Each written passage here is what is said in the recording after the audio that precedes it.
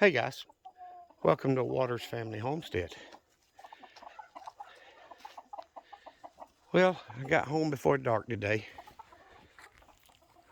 So they had knocked the water back out between the pens, so it flooded a little bit, but I learned my lesson last time. I turned the water volume down so it only flooded right here, as y'all see that dark area and the corner of the big pen there.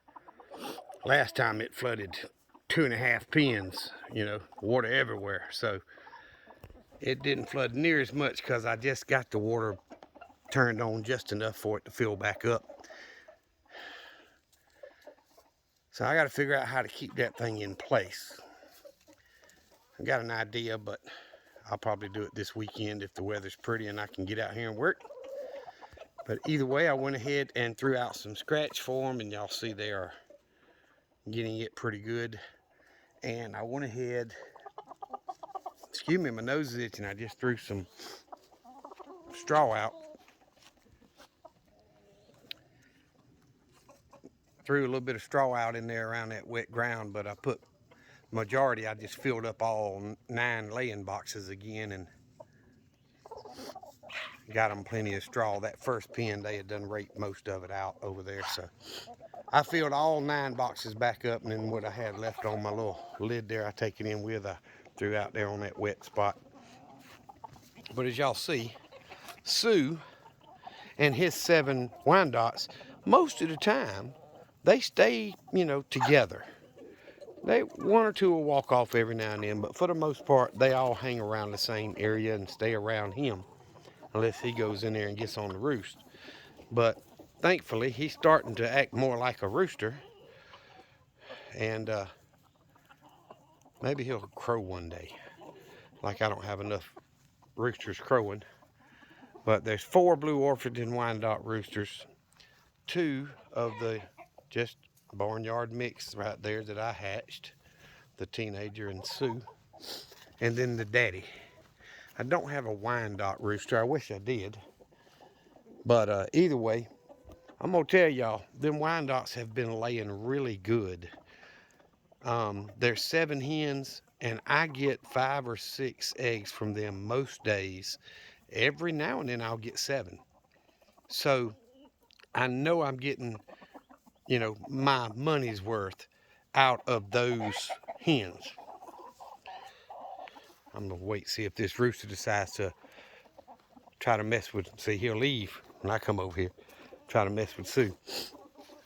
But anyway, so I know I'm getting my money's worth out of the Wyandottes. That's much better laying breed than I expected. The blue Orpingtons, most days I get 6 or 7, but there's 9 of those hens. Well, actually not 9 blue Orpingtons. There's 6 blue Orpingtons, if I'm not mistaken. Let me count real quick. 1, 2, 3, 4, 5, 6, 7. No, 6. 6 blue Orpington hens and 4 blue Orpington roosters. But I've got 3 barnyard mix hens in there with them that I hatched out here. So there's 9 hens in that pen and 5 roosters, the teenager and the 4 blue Orpingtons. Well, that's the first time, and I missed it, y'all. The first time I've seen Sue mount a hen. He just did. That Wyandotte right there. That's a good thing. But either way, I do get 6 most days from the blue Orpington pen, which there's 9 hens, so I've yet to get 9 eggs. But 6 is still not bad. And then it seems like the more we get into spring, the more the older hens are laying better. I've been getting 5 and 6 over half the days from them. And, like yesterday I got, I think 3 and then 5 the day before, and there's 5 hens, and I got 5 today.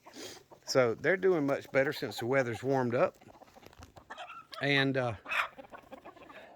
I can't complain. I'm overrun with eggs, but that's all right. Oops, sorry, my finger's in the way of the camera. But they have been doing really well, and my grass has done got tall. I can't put it off another week. I'm going to have to cut grass this weekend, but I'm still thinking the blades on there aren't quite wore out. They're just a little bit dull. So I'm thinking about just cutting it at least this first time with the old blade still on it. And, you know, get everything, so make sure when I put the new blades on, there's nothing there I'm going to hit and mess up a new blade. So I've already got the blades, I just have not changed them. So I'm thinking that's what I'm going to end up. Thank you, Mr. Blue Orpington there. I'm going to end up cutting grass this weekend if the weather permits. If not, I'm going to have to do it early next week if I don't get the break in the weather to do this. But Lord have mercy, they crow a lot. The Wyandottes do. But anyway, so the grass has got to be cut, and that always looks really nice after you cut it. And I could have cut it last week, but it wasn't tall enough to where you could, you know, really appreciate cutting the grass. But now it's tall enough in some areas that it definitely needs to be cut. So I'll be doing that this weekend. I'll probably show y'all. Yep. Loudmouth Wyandotte. I mean, yeah, Blue Orpingtons. Oh man, he crows quite a bit, but nowhere near as much as the Blue Orpington Roosters.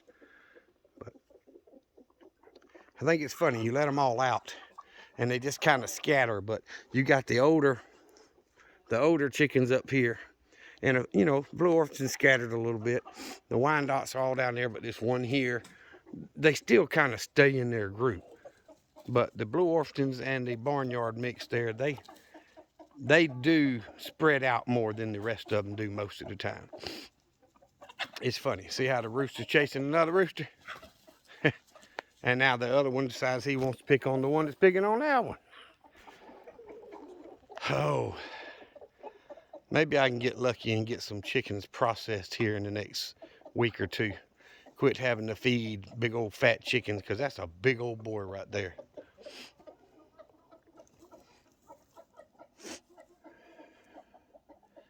I'm only going to leave one Blue Orpington rooster, because I can always get eggs and try to hatch some more. My daughter took, my middle child, took a dozen eggs from me and put them in incubator somebody gave her.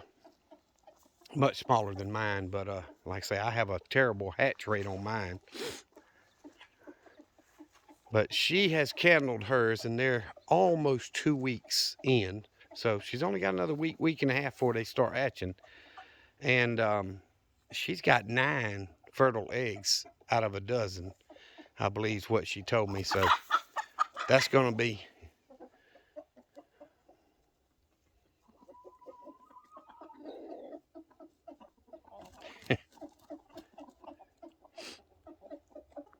That's going to be good if she can get 9 to hatch. I've never had a 100% hatch rate.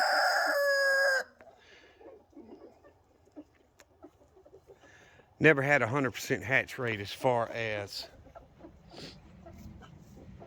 when I candle them. You know, if I see 14 that look like they were fertile, I end up with only 5 or 6 that grow completely, and then out of that 5 or 6, I'm only going to get 2 or 3 that actually hatch.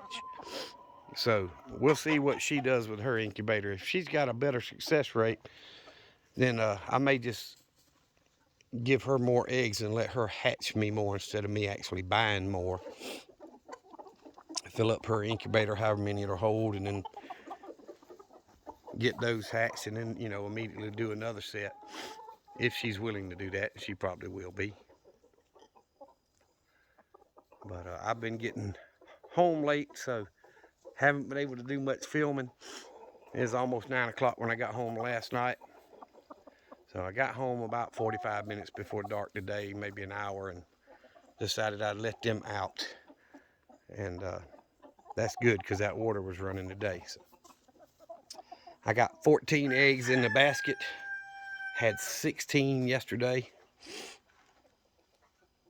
I think it was 16 the day before, I'm not sure. But either way, the egg count's been pretty good. I'm still waiting on that day that's going to give me 21 out of 21 hens, but I don't know if I'll ever get it. Look, Blue Orpington got to get up in the Wyandotte's nesting box. Chickens are curious. They like to mess with everything. He busy little rascal, ain't he?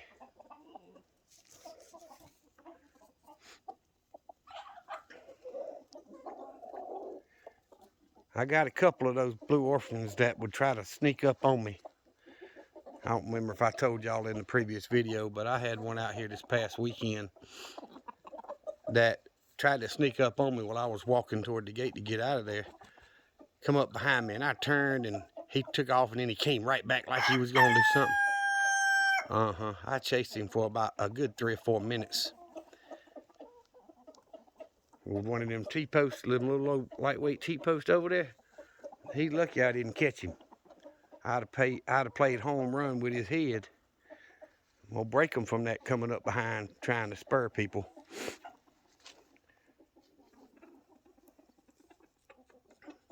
The other roosters don't do that mess. Sue will still let me pick him up and hold him. But either way, I'm gonna quit rambling, guys. I don't know how well y'all can see that, but I've got three peach trees over here that are bloomed out crazy with blooms. One here, two at that end, and that peach tree's been covered with blooms, and now it's just opened up a lot more. This one's just about caught up with it. So the peach trees have got blooms all over them. Look, tiny little blueberries. This tree's gonna be loaded with blueberries this year, this bush, and that other one. So I might get some peaches this year. I don't know. I've only gotten a couple over the years I've been letting these things grow. If I get some peaches, I'll do some pruning on them and cut them back a little bit to help them be better next year. But that apple tree and that apple tree, I've never gotten an apple off either one of them. I had 5 apple trees right there, and 3 of them died on me. So I've got 2 more on the other side of the property. Might be 3. I know at least 2. So, and I still haven't had time to get out here. But I did do something yesterday. I had a break around lunchtime, and I went to the hardware store and picked up a case, which is 3 gallons of oil for the Yanmar tractor backhoe. And I went ahead and got 4 oil filters for it. So I'm planning on this weekend getting that changed and see how that tractor does. If it still does what it's doing, then it is what it is. My brother told me today, he said he had a guy come look at it, did a compression test on it, and it's the front cylinder is the only one that's low on compression. So it's either that one that's stuck or the sleeve is, you know, scarred up or something. And that's what's causing the issue. But doesn't matter. I'm not going to run it without oil in it. And when it acts up, I'm going to shut it off and let it sit. But I would like to get that oil changed and get my harrow hooked up down there and get out there and start harrowing the garden. But I got to take the bucket and push that pile up. So I'm not going to plant the whole garden area, but I'm going to plant some.